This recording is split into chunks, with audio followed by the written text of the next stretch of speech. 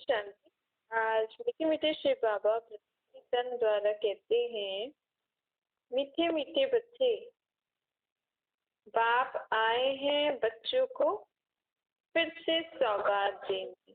बाबा कहते हैं, मैं बहुत समय से बच्चों से जुदा हुआ हूँ, अब मैं बच्चों के लिए बच्चों से मिलने आया हूँ। तो जब माँ बाप बहुत समय के बाद बच्चों से मिलते हैं तो उनको कुछ न कुछ चीज देते हैं। ऐसे परमात्मा भी बहुत समय से आत्मा से अलग रहे हैं। अब बाबा ऊपर से नीचे आए तो हमारे लिए तिरी पर बिष्ट लेकर आए, साथ हमारे लिए स्वर्ग की सौगात लेके आए हैं। इसके लिए बाबा कहते हैं, ये अगर हमें गिफ्ट चाहिए, इसलिए बाबा कहते हैं, बच्चे तुम उस दुनिया में तभी चल सकते हो जब तुम उस दुनिया में चलने के लिए लायक अपने आप को बनाओगे, अर्थात सर्वगुणों से संपन्न, 16 कलाओं से संपन्न, संपूर्ण निर्विकारी, अहिंसक, मर्यादा पुरुषोत्तम स्वयं को बनाओगे। देही अभिमानी बनना है। इससे पहले पहले अपने को आत्मनिष्ठ करना है।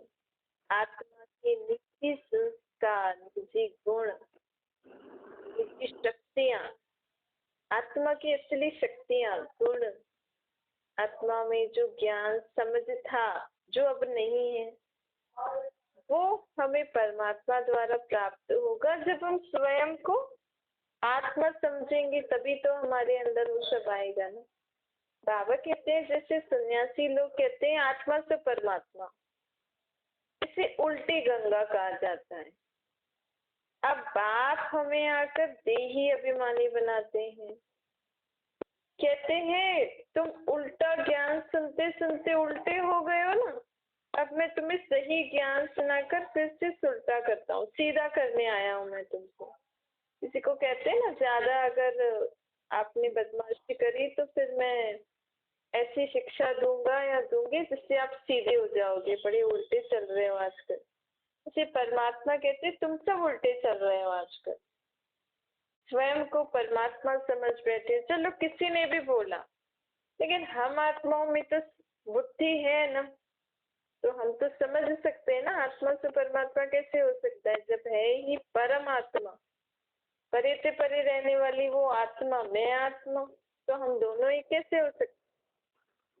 जबकि देख ही रहे हैं सभी मनुष्य तन में अपनी अपनी आत्माएं, सबके अलग अलग स्वभाव संस्कार, सबका अलग अलग पाठ है, सभी आत्माएं अलग अलग, तो परमात्मा भी अलग ही होगा ना। बल हम सबका रूप एक जैसा है लेकिन पाठ तो सबका अलग है ना। इसके लिए ऐसी बातें समझने के लिए पहले बाबा कहते हैं, अपने को देही अभिमानी बनाओ। यह शिक्षा तुम आत्माओं को अभी ही मिलती है, जब मैं अब परम धाम से आता हूँ ना, तब ही तुम आत्माओं को ये शिक्षा देता हूँ। फिर सत्युग में ना तुम्हें ज्ञान होगा ना वहाँ भक्ति करेंगे। अभी ही सिर्फ हमें ये ज्ञान मिल रहा है, फिर सत्युग में हमें इसकी प्रारब्ध हम भोगेंगे, फिर द्वापर से हम भक्ति शुरू करेंगे। बाप के नॉलेज को ग्रहण करने के लिए स्वयं को क्या समझना है, आत्मा। क्योंकि बाबा कहते हैं ये है ही स्पिरिचुअल नॉलेज, आध्यात्मिक ज्ञान। इस ज्ञान से हम शरीर के लिए कुछ नहीं कर रहे हैं, तो ऑटोमेटिकली हो जाएगा ना, लेकिन हमारा मुख्य एम एंड ऑब्जेक्ट क्या है, आत्मा पर हमें कंसंट्रेट करना। हमें आत्मा में जो संस्कार स्वभाव है, हमें उन्हें परिवर्तन करने के लिए बाबा हमें ये ज्ञान दे रहे हैं। जब आत्मा में गुण शक्तियां समझ आ जाएंगी तो ऑटोमेटिकली हम अपने शरीर को ठीक रख सकते हैं ना। क्योंकि शरीर को कौन खिला पिला रहा है, जो हम खाना खा रहे हैं, तो जो अंदर डाइजेस्ट हो रहा है वो किसकी शक्ति से डाइजेस्ट हो रहा है, हम किसकी शक्ति से ये शरीर का जो हाथ है ये खाना बना पा रहा है, खाना को उठा के अपने मुंह में चबा पा रहे हैं। सब कुछ जो बॉडी वर्क कर रही है किसके हिसाब से कर रही है, आत्मा के हिसाब से ना। तो बाबा भी आत्माओं को ही समझ लेगा, तो आत्मा खाना बनाने के तरीके को में भी सुधार आ जाएगा, खाना खाने के तरीके में भी सुधार आ जाएगा, हर कर्म में सुधार आ जाएगा ना। तो बाबा कहते हैं देही अभिमानी। इस समय तो मनुष्य को पता ही नहीं है कि हम आत्माएं हैं और हमारा बाप परमात्मा, बिल्कुल ही मूंझे हुए। क्योंकि सन्यासियों ने कह दिया ना, हम तुम सब परमात्मा हैं, जिधर देखता हूँ तू ही तू, कृष्ण के भगत बोलेंगे कृष्ण ही कृष्ण, राधे के भगत बोलेंगे राधे ही राधे, बस धुन लगाते रहते हैं। अब हम ये जो भी हम बोलते हैं थोड़ा सा रुक के बुद्धि से समझें तो हमें कुछ समझ में भी आए, लेकिन धुन लगा लेते हैं। लोग दुख में परेशानी में इतने आ गए हैं कि मुख से क्या बोल रहे हैं कुछ समझ ही नहीं रहे। इधर कह रहे हैं भगवान आओ आओ, भगवान कभी आएगा, हमारी भी सुनेगा, भगवान ऊपर रहता है, ऊपर वाला सुनेगा। और दूसरी तरफ कहते हैं भगवान तो सर्वव्यापी है, भगवान तो सब कुछ देख रहा है। तो दो बातें हो गई ना। ऐसे हम भक्ति मार्ग में बहुत सारी ऐसी बातें करते हैं जिसके कारण हम एकदम मूंझ गए हैं, हम भटक गए हैं। अब परमात्मा हमें ऐसी बुद्धि दे रहे हैं, इसलिए बाबा कहते हैं हमेशा जो मैं ज्ञान सुनाता हूँ, जो भी हम बाबा का ये ज्ञान सुनते हैं, बाबा हमेशा कहते हैं बच्चे विचार सागर मंथन करो। जो भी तुम बाबा की मुरली में सुनते हो उसके बारे में विचार करो। विचार करने से आपको नई नई बातें समझ में आ जाएंगी, नई नई जो बाबा हम सुन रहे हैं, लेकिन आपने कोई भी एक पॉइंट नोट किया और उसके बारे में आप विचार करोगे तो आपको वो और गहराई में समझ में आ जाएगी। बाबा विचार सागर मंथन करने से आपकी बुद्धि का ताला खुलेगा, हमारी बुद्धि विशाल होती जाती, समझ में आती जाती है। देखो स्कूल में भी बच्चा अगर पढ़े, वही रट्टाफिकेशन लगाए तो उसकी बुद्धि नहीं खुलती ना। कई लोग सिर्फ रट्टा लगाते हैं, हाँ इसके बाद ये आना है, इसके बाद ये आना है, बस कॉपी में लिख लो, मार्क्स आ जाते हैं, बस सब समझते हैं हाँ ये इंटेलिजेंट है, इसके अच्छे मार्क्स आते हैं। लेकिन उससे जो हम पढ़ाई पढ़ रहे हैं, अब द के बाद ये शब्द क्यों आ रहा है, इसके बाद ये शब्द क्यों आ रहा है, जो भी हम ग्रामर बोलते हैं और जो भी सेंटेंस बनाते हैं और जो भी टॉपिक का जो मीनिंग है, हर चीज से समझ में आए तो फायदा भी है ना। बाकी सिर्फ रट्टा लगा के लिखने से तो फायदा नहीं है। ऐसे सिर्फ हम हर जगह हम द्वापर युग से सिर्फ यही कर रहे हैं ना, जो भी हम शास्त्र पढ़ रहे हैं, सुन रहे हैं, कोई गुरु या कोई संत या कोई महात्मा हमें सुना रहा है तो हम सत्य सत्य कहते आएंगे। लेकिन वो सब सत्य सत्य कहते ही हम क्या बन गए हैं, पाप के भागी। इस चीज को हमें गहराई से सोच, बाबा ने हमें कई बार बताया है कि जो हम शास्त्र में, जो भक्ति में, जो भी हम जिनके लिए सत्य सत्य कहते हैं, राम की सीता चुराई सत्य है, कृष्ण ने कंस को मारा सत्य है। लेकिन अगर हम ऐसी ऐसी बातें सोचें कि बाबा क्यों हमें कह रहे हैं कि आपने ये सब करते करते पाप का बोझा अपने ऊपर चढ़ाया है, क्योंकि हमने कृष्ण जिसकी हम महिमा का, और बाबा हमें इस भक्ति मार्ग में हम एक तरीके से बोलते हैं सर्वगुण संपन्न, 16 कला संपूर्ण, संपूर्ण निर्विकारी, मर्यादा पुरुषोत्तम, डबल अहिंसक भी बोलते हैं ना। तो डबल अहिंसक मतलब न कान कटारी चलाने वाला, न बाहुबल वाली हिंसा करने वाली। और उधर से हम बोलते हैं कि कृष्ण ने कंस को मारा, तो मतलब हिंसा करी ना, किसी को भी मारा, हिंसा करी। देखो परमात्मा में कहते हैं मैं तुम्हें धर्मराज द्वारा सजा दिलवाता हूँ। बाबा हमें कभी भी सजा नहीं देते। परमात्मा जो आत्माओं का बाप है वो कभी भी आत्माओं को सजा नहीं देते हैं, क्योंकि सजा देंगे तो परमात्मा हिंसक हो जाएगा। भगवान हिंसा कर रहे हैं तो फिर बाकी भी करने लग जाएंगे। भगवान अगर हमें पनिशमेंट देंगे मतलब भगवान ने हमें दुख दिया, दुख तो हुआ ना, हमने चलो हमने गलत काम किया, परमात्मा ने हमें पनिशमेंट दिया तो दुख हुआ ना। तो बाबा हर एक काम करवाते हैं, तो कृष्ण क्यों कंस को मारेगा? कृष्ण ने मारा मतलब कृष्ण हिंसक बन गया। और हम द्वापर युग से ये कहते हुए हैं तो ऐसे ही बाबा कह रहे हैं तुम द्वापर युग से ऐसे ही सत्य सत्य हाँ हाँ कहते कहते तुमने अपने ऊपर पापों का बहुत ज्यादा बोझा बढ़ा दिया है। इसीलिए अब मैं भी जो तुम्हें ज्ञान दे रहा हूँ ना, ये भी तुम विचार करो और जो तुम सुनते आए हो उसके बारे में भी विचार करो और फिर अपनी बुद्धि से जज करो कि क्या सही है क्या गलत है। अब देखो, अगर हम बोले कि हमें इतना समय ही नहीं है, लेकिन फालतू बातें सोचने में तो आपके पास समय है। सुबह से रात तक पता नहीं कौन सी सालों की पुरानी बातें हम अभी भी सोच रहे हैं। तो हमारा मन बुद्धि फालतू बातों में इतना व्यस्त है, तो क्यों ना हम काम की बातें सोचें, बोले, जिसके कारण हमारा पाप का खाता कम होता जाएगा, पुण्य का खाता जमा होता जाएगा। क्योंकि हमारे जो दुख के कारण है वो इसीलिए भी है क्योंकि चलो और तो हम एक दूसरे से बोलते हैं, लेकिन ये भी जो हम सत्य सत्य कहते हैं इसके लिए भी तो हमें इनके बारे में भी सोचना चाहिए। या तो आप बोलो ही नहीं, या तो आप विचार करो और अपनी सोच को परिवर्तन करो। इससे हमारे जीवन में सोजरा आ जाए। जो अभी आत्मा घोर अंधियारे में है ना, समझ के हिसाब से अंधियारे में, हम कहते हैं ना, नैन इनको राह दिखाओ, हम अंधों की लाठी बनो। अर्थात हमारी जो बुद्धि रूपी आंख है, आत्मा की जो बुद्धि आंख है, दो आंखें तो सबको है, दिख रहा है, लेकिन फिर भी लोग गा रहे हैं नैनहीन को राह दिखाओ, अंधों की लाठी बनो। तो बाबा कहते हैं मैं तुम्हारी बुद्धि रूपी आंख जो बंद हो गई है ना, डर के मारे या किसी भी कारण, कई लोग सोच इसलिए भी ज्यादा नहीं सोचते हैं और अगर छोटे सोचें तो उनको भी मना कर देते कि तुम्हें जैसा बोला ना वैसा करो, ज्यादा हमसे क्वेश्चन नहीं पूछो। या अगर मानो घर में ही बोले या कोई गुरु या कोई शास्त्र वगैरह में, हम छोटों को भी चुप करा देते कि जैसा हो रहा है वैसा चलने दो।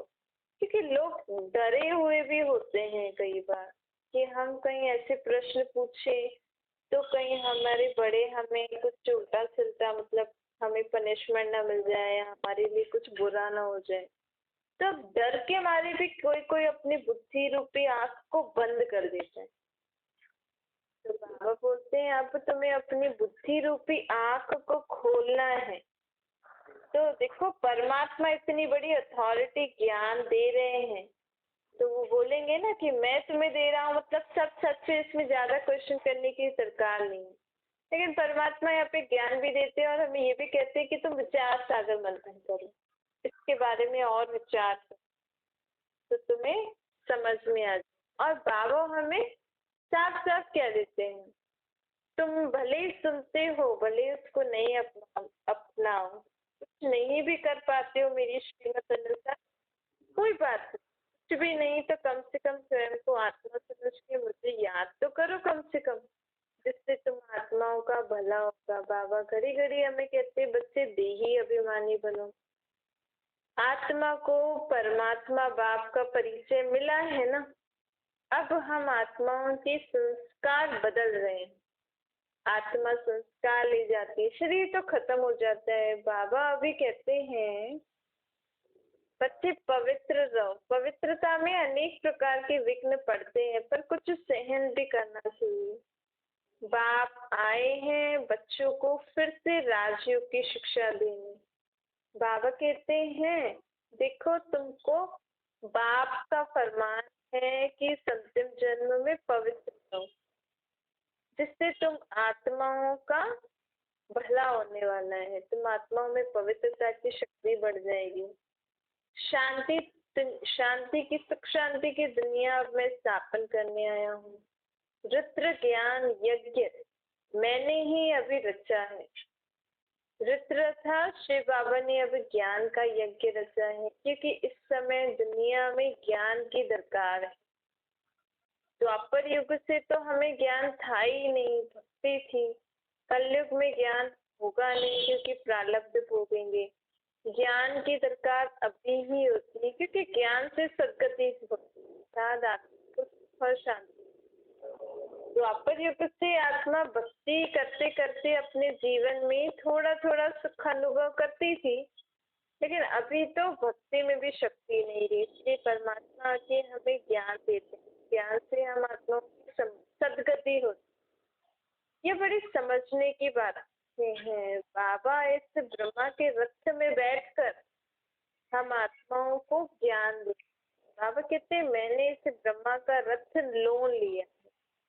जैसे मकान लेते हैं तो उस मकान में अगर हम किराए पर लेते हैं तो कई कई मकान में ऊपर नीचे कई मकान मालिक भी रहते हैं ना, और किराएदार भी रहते हैं। ऐसे परमात्मा भी जिस शरीर में आते हैं तो ऐसे नहीं कि जिसमें परमात्मा जब आए उसमें तो उसकी आत्मा कहीं और चली जाए, नहीं। जिस तन में बाबा आते हैं उस समय वो आत्मा भी उस शरीर में मौजूद रहती है। अर्थात जब बाबा उस शरीर में आते हैं तब दो आत्माएं होती है, एक शिव बाबा की और एक ब्रह्मा की। दो आत्मा एक रथ पर बैठती है, शरीर रूपी रथ। तो देखो ये जो दो आत्माएं एक शरीर रूपी रथ पर बैठी है ना, इसी का ही गीता में पिक्चर बना दिया है। स्थूल रथ दिखा दिया है और कृष्ण और अर्जुन को दिखा। असल में ये कृष्ण और अर्जुन कौन है? परमात्मा की आत्मा और ब्रह्मा की आत्मा, अर्थात कृष्ण की आत्मा। क्योंकि कृष्ण की एक ही आत्मा कृष्ण का पार्ट भी बजाएगी, ब्रह्मा का पार्ट भी बजाएगी। तो ये जो भी बाबा हमें समझाने दे रहे हैं, इसको हम बुद्धि से इसका चित्र देख सकते हैं, अनुभव कर सकते हैं। कैसे एक ही रथ में, शरीर रूपी रथ में दो आत्माएं विराजमान हैं और परमात्मा उस शरीर के मुख से ज्ञान दे रहे हैं। तो सबसे पहले कौन सी आत्मा सुनेगी? जो उस रथ में बैठी है ना। ऐसे ही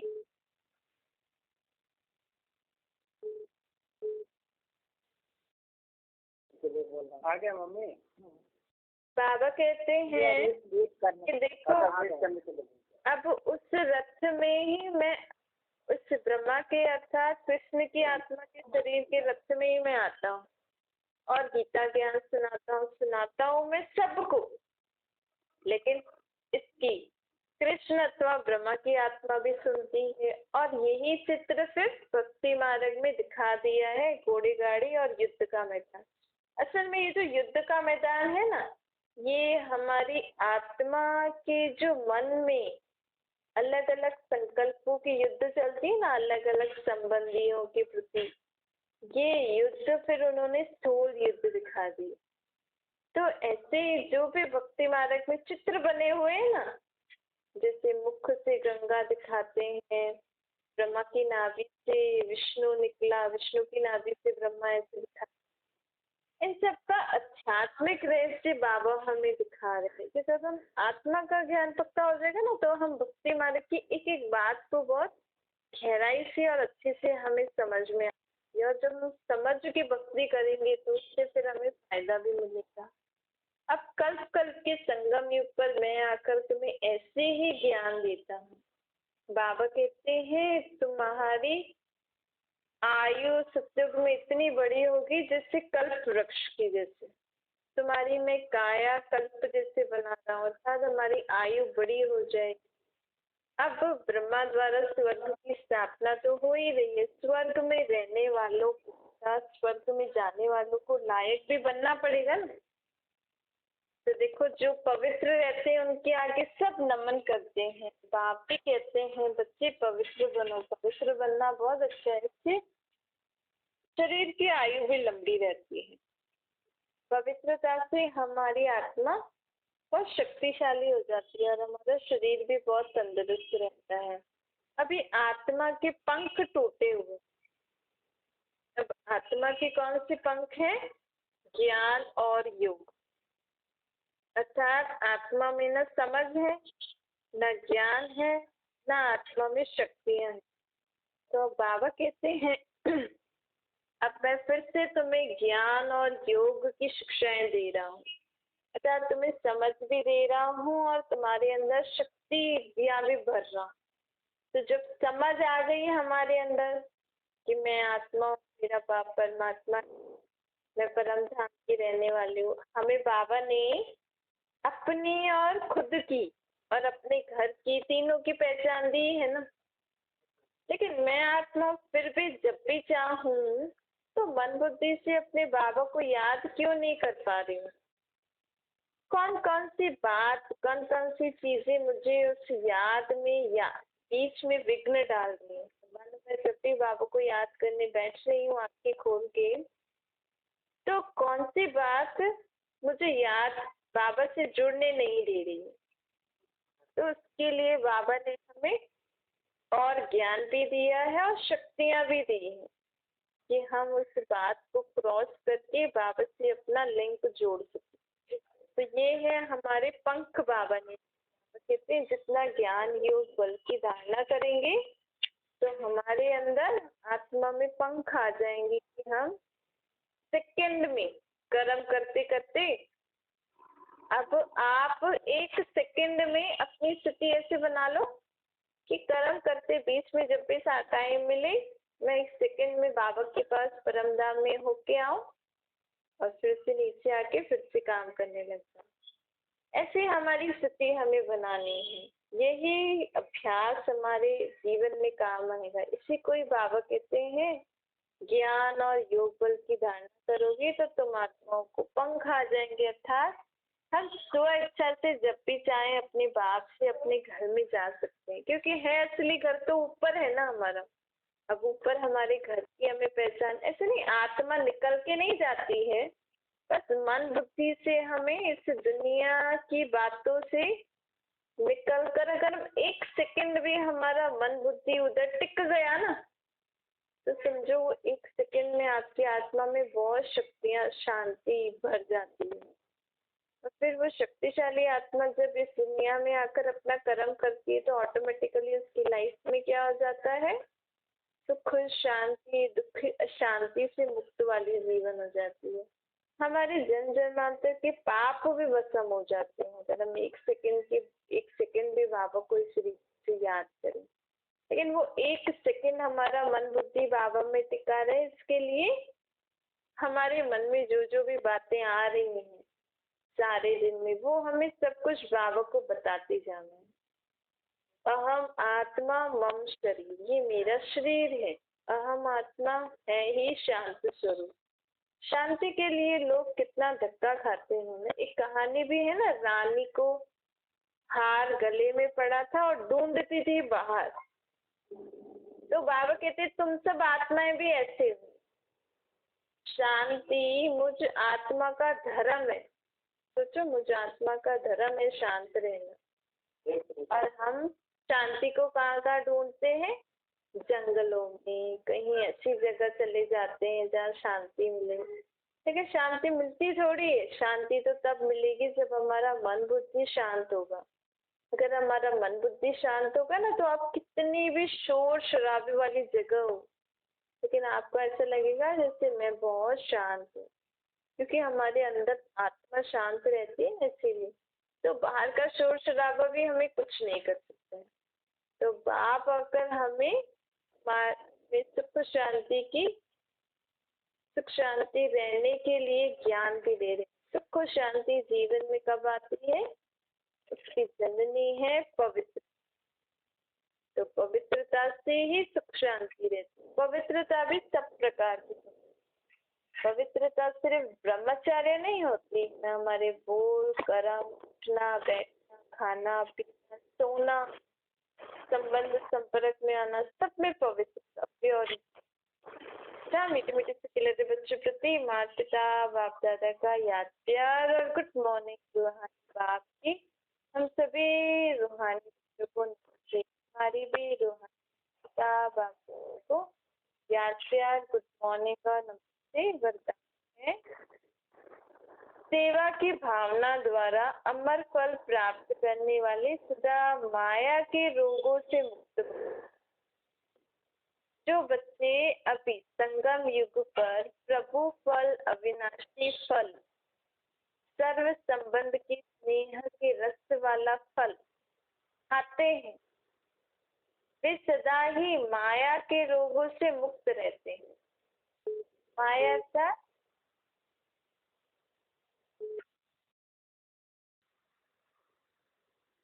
माया अर्थात विकार, बुराइयां, ये सब होता है। तो बाबा कहते हैं अगर आप, मैं जो तुम्हें सर्व संबंधों का स्नेह का, अगर मेरे से सर्व संबंध निभाओगे, ज्ञान के मनन चिंतन में रहोगे, तो आप सदा ही माया के रोगों से मुक्त रहोगे। फल तो हमें सत्युग में मिलेगा, इस जन्म में तो हम वो संस्कार भर रहे हैं ना, अपने को बना रहे हैं ऐसा। तो इस जन्म में भी हमें सुख शांति की अनुभूति होगी, लेकिन असली चीजों की, वैसे संबंधों का सुख जो हमें चाहिए प्रैक्टिकल में, वो हमें सत्युग में, कलयुग में भी मिलेगा, लेकिन सर्व संबंधों का सुख प्राप्ति परमात्मा द्वारा मिलेगी। और सत्युग में हमें जो घर के संबंधी और जो चीजें जो वहां होंगी उनसे सुख मिलेगा। तो ये ईश्वरीय फल जादू का फल है, कलयुग में भी मिलेंगे, लेकिन सेवा की, कार्य करने की भावना अगर हमारी अच्छी होगी, प्रभु फल अगर अभी नहीं खाया तो सारे कल्प नहीं खा सकते।